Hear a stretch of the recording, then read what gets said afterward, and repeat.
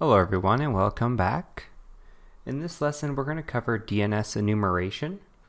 So this is going to be its own little lesson here. We don't have an Nmap scan that we're going to go off of. And honestly, in the course you're not going to see a lot of DNS. This is just useful for your own good. It is covered in the course outline, so it's something that we're going to cover in this course as well. So if we go ahead and go to our Kali machine,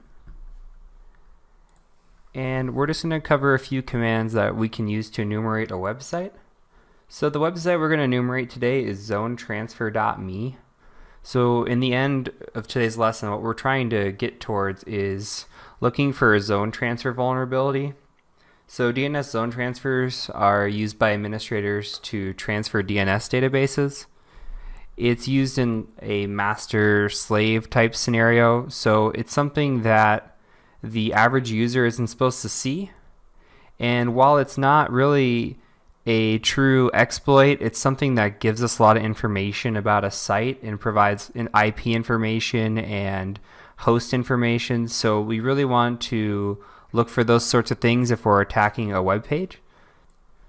So the first example we're going to go over here is the host command. So with the host command, we can use a switch of T for type, and there's several different types we can cover. Today we're going to cover NS for name server. So we type in NS and then we just type in the web page. So zonetransfer.me.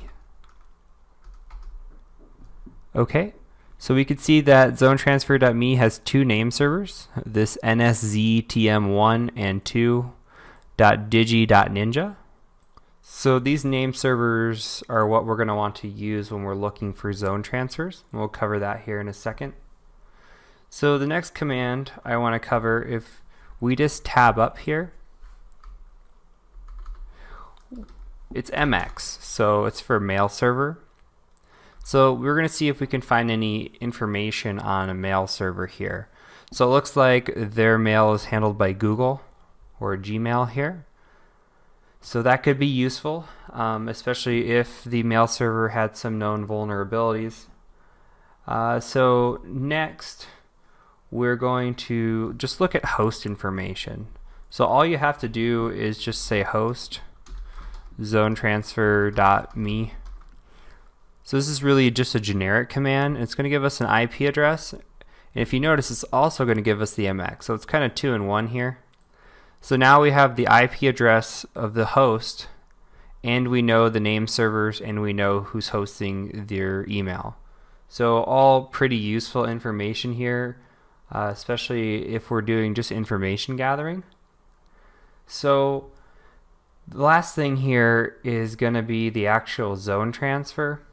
So to do that with the host command, we can do host, and then we're going to use a -L here.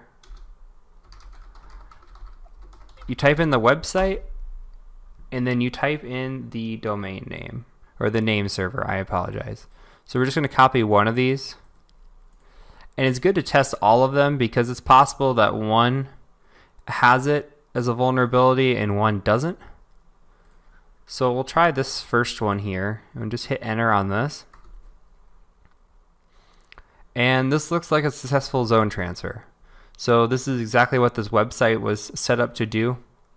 So if you look through it, you can see that we're pulling information on specific parts of the website here. So we have Office, we have Outlook, Web Access, and you're getting the IP addresses for them. So we're finding some unique information here. And this, while I said is not an exact exploit, it could help us use later exploits in the future. So there's a couple ways to do this.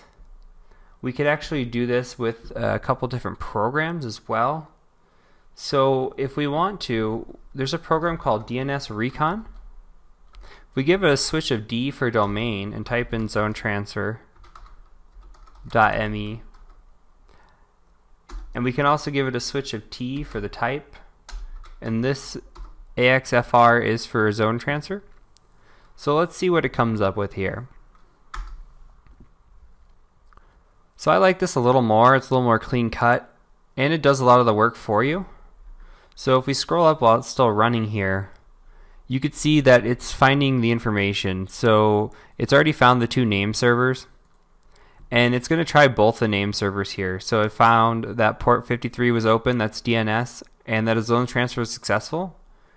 And then you can just kind of look through the information and see if there's anything of interest here.